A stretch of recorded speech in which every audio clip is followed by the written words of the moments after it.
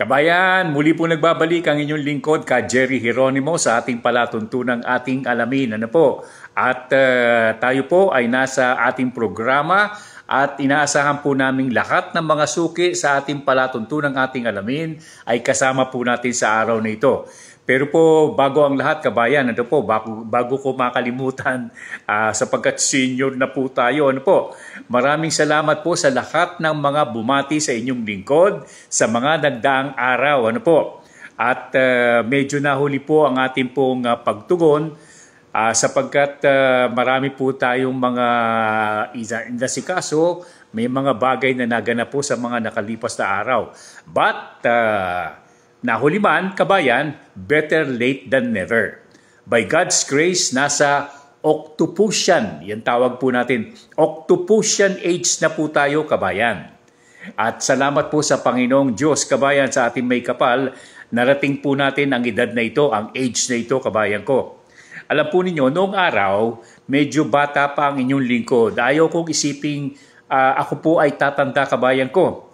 Pero ngayon ko lamang napag-isip-isip, kabayan, at nabigyan ko ng pagpahalaga, ano po, ng halaga, napakagandang halaga, kabayan, ang mga bagay na ating pong narating sa araw na ito, sa mga panahong ito. At lubos po ang ating pasasalamat dahil nakarating po tayo sa edad na ating pong kinalalagyan ngayon. At konti lamang, kabayan, ang mga nakakaabot sa mga edad na kagaya po ng lagpas sa ating pong inabot, 80, kabayan. Mahigit na 80 po, kabayan ko. Medyo nabisto na po. At yung pong ating pong mga kaibigan na nakasama po natin sa opisina, sa radio, television, noong mga unang araw na tayo po ay nagtatrabaho sa mga nasabing kumpanya, ang kabiruan po namin sa ating mga elders, employees po natin na nakatatanda, nagsasabing, huwag kayong tatawa-tawa sa amin sapagkat kayo po ay tatanda rin kayo. Yun po kanilang mga warning. Ano po? Ayun, tumanda nga. Pero happy naman kasi, pag senior ka na pala, kabayan, iba na ang takbo ng isipan ng isang tao na kagaya po ng inyong lingkod. Nakakapagpayo ka na sa mga nakababata base sa ating mga karanasan. Ano po? Yung pong mga napagdaanan natin sa mga nakalipas na taon. Halimbawa, sa inyong lingkod, ay ilan ba? Ilang dekada, mahaba-habang dekada na po, no? Halos sa 4 na dekada, kabayan ko.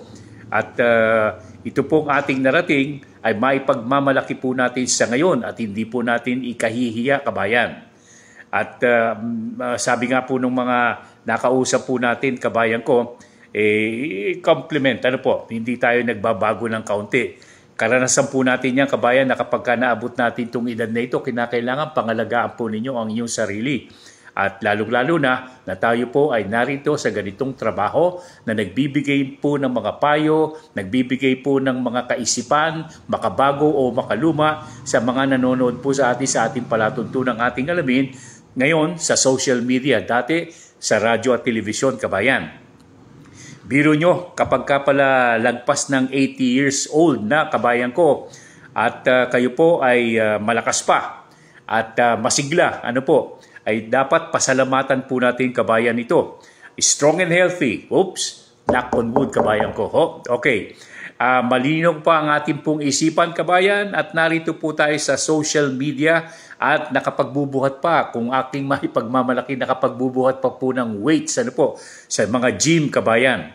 Kaya kayong mga senior, kabayan ko, yung mga nanonood sa atin na medyo nakatatanda at tumatanda, ano po, huwag niyong ikahihiya at huwag po ninyong ikalulungkot ang inyong pagtanda, kabayan. Yan po ang payo po natin. Pasalamat po kayo sa ating Panginoong lumikha, kabayan, na nandito pa tayo at nakakasalamuha po natin ang ating po mga pamilya. Sa aking panig, kabayan ko, nakapagbibigay pa tayo ng mga payo sa mga nanonood sa ating palatuntunang ating alamin base po sa ating personal na karanasan at mga nakita sa mga nagdaang mahabang panahon, kabayan. Sa akin nga, nakakalungkot man sabihin, kabayan, ano po, medyo marami na po sa ating po mga kaibigan at mga ka-peer, ano po, yung sinasabi natin kasamahan po sa trabaho, ang nawala na at na ano pa sila, naku, nakakalungkot sabihin, pero ito'y katotohanan, wala na po sila at tayo po ay isa sa mga natitira na lamang na nagbuhat po sa mga trabaho na kagaya po ng naranasan po natin sa radio and television, kabayan. At ito pong ating pong ginagawa ngayong kabayan ko ay isang bagay na sa palagay ko ay meron pang sabi nga nila meron ka pang reason, meron ka pang misyon sa buhay kaya pinarating ka sa ganitong edad, kabayan. Kaya kayong mga senior ko po, kabayan, pasalamat po kayo kung sakasakali man kung anong edad po ninyo. Sabi nga kapag ikaw ay 60 years old, domino, bingo, kapag ka 70 years old ka, abay okay na yan. Medyo pasalamat ka na ng kaunti sapagkat bukod sa bingo ay maganda na po ang katayuan mo at marami ka nang naranasan. At kapag ka umakyat ka po ng 80, kabayan ko, pasalamat ka sapagkat bihibihira ang mga tao at mga kababayan nating umaabot dito. Pagka lumagpas ka pa at umabot ka na sa 100 years old, kabayan, meron ka nang matatanggap na 1 million, kabayan ko, sa mga matatanda at mga senior na pinasasalamatan dahil lang po sa kanilang contribution sa ating pong kabuhayan at sa ating pong bansa, kabayan. Kaya kayong mga senior, kabayan, pasalamat po kayo sa ating Panginoon na nandito po pa tayong lahat, kabayan. Yung mga kasama ko, wala nang natira po sa broadcast. Sabi ko nga po, all of them have gone home. Kabayan? Siguro kung hindi man isa o dalawa, baka ako na lamang po ang natitira sa mga kabayan po natin at kaibigan po natin nagkasama sa trabaho na sa mahabang panahon ng aming pong pagsasama ay hindi po kami ay nagkukulang sa bawat isa po sa amin. Na mahal po namin silang lahat. Kaya payo ko at hiling sa ating pong mga kababayan, lalong-lalo na yung pong mga nanonood sa atin, ang ating pong mga senior citizen, samahan po ninyo ako at makibahagi po kayo sa maaaring mga payong aking pong maibigay sa ating palatuntunan. At yung pong mga kabataan natin at sinasabi nga, igalang po ninyo ang ating po mga magulang, ang ating mga lolo at lola, kabayan ko. Huwag po natin silang bigyan ng ikasasama ng loob habang sila po ay naririto pa at kapiling po natin sa mundong ating ginagalawan. At yung mga payo ng ating po mga senior, ng mga nakatatanda, kagaya po ng inyong lingkod, ay maaring kapulutan po ninyo ng mga bagay, gintong kuntil-butil na ginto, kabayan ko, na inyong magagamit habang kayo po ay naririto sa mundong ating pong ginagalawan. You have to, tungkol po sa ating kabuhayan at galaw sa mundong ito, kabayan, savor the blessings of God, the Almighty. No stress, sabi nga po ng ating mga kababayan. Kalimutan po ninyo ang malungkot na bahagi ng mga nakalipas. Yung po lamang mga masasaya na sabi nga ay gagalaw po sa ating gunita, na makapagbibigay po sa ating hindi lungkot, kung hindi ng saya, sapagkat naaalala po ninyo ang mga nakalipas na magandang nagdaan po sa buhay po natin. Yan po ang maipapayo. Huwag tayong mag-aksaya sa panahon sa kinabukasan sapagkat yan po ay hindi pa nangyayari. Wala pang nangyayari, hindi pa gumagalaw. Kasi wala pa naman yan. Hindi natin alam kung anong darating sa ating buhay o hindi natin malalaman kung ano pa ang ating pong mararanasan at makikita.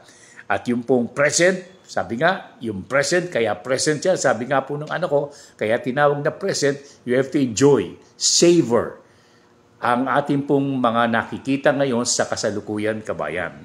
At isang payo ng matanda sa kapwa matanda, kayo po ay sabi nga makisalimuha po sa inyong mga kapitbahay, sa inyong mga kaibigang natitira at sa mga kabataan upang makakuha po sila ng mga gintong aral po batay po sa inyong karanasan na pinagdaanan sa buhay na ito na ating ginagalawan, kabayan.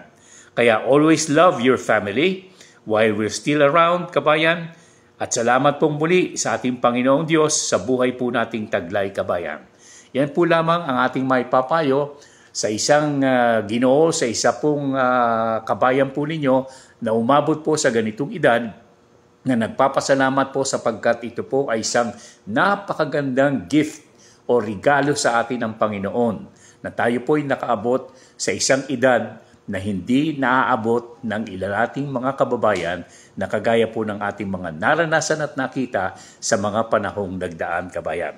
Okay, kabayan, ang inyong lingkod, muli po nagpapasalamat sa inyong pagtugay-gay at pagsama sa ating palatuntunang ating alamin. Sana po ay palagian kayong sumama sa akin upang makita po ninyo at maging bahagi ng mga karanasan at mga kaisipan na ating pong maibibigay sa pamamagitan po ng ating palatuntunang ating alamin. Hanggang sa muli, mabuhay po kayong lahat, kabayan, and may God bless this Filipino nation.